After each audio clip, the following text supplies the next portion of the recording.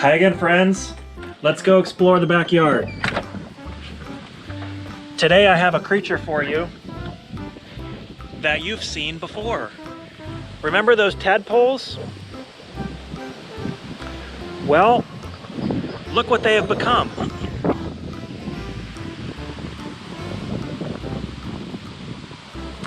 They are now little tiny toads.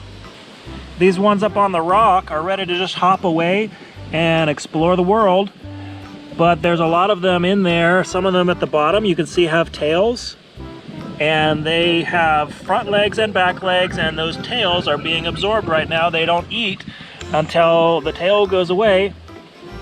Then they come out of the water and they're ready to explore. And then look over here, we have the larger tadpoles. So these most of them have back legs, and pretty soon the front legs will come out, and then they'll just be like these toads over here.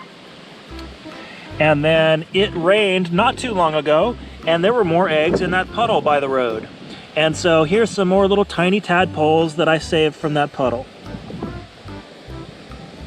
These toads are Great Basin spadefoot toads. And these are special toads that are well adapted to live in dry areas. And they are toads, which means that they are pretty comfortable on land. And so what they will do to protect themselves from getting too dried out is that they will dig a burrow, and they will live in that burrow in the ground.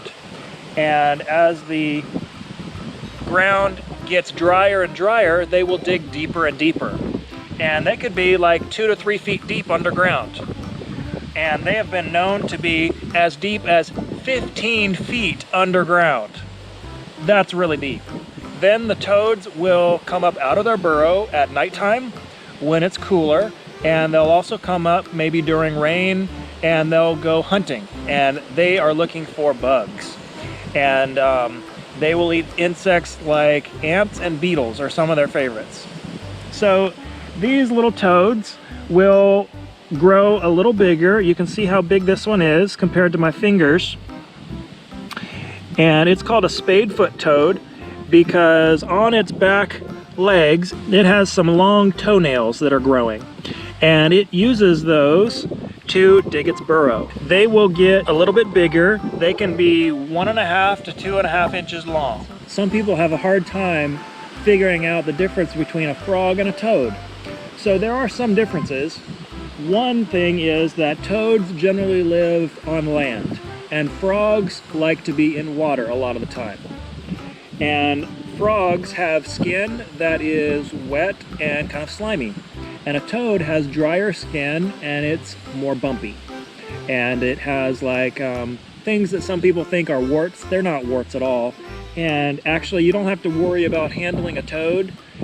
People used to think that handling a toad would give you warts on your skin, but that's not true. So you don't have to worry about that. Although you do need to make sure you wash your hands after you touch a toad or a frog, because there can be some things on their skin that could be harmful to you. There's a lot of good things about a toad. It's really good that they eat insects and the bugs that might be around your garden. It is really a good thing to play with them, and they hop around, and it's pretty fun to pick them up and play with them. I think most kids really like frogs and toads, don't you think? So anyway, there's a lot of good things about a toad. This week we're talking about the fruit of the Spirit of goodness. And when I think about goodness in the Bible, I think of Jesus himself. He came to this earth, and everything he did was good. He was so good to people, and all of the miracles that he did, and everything he did was just very good.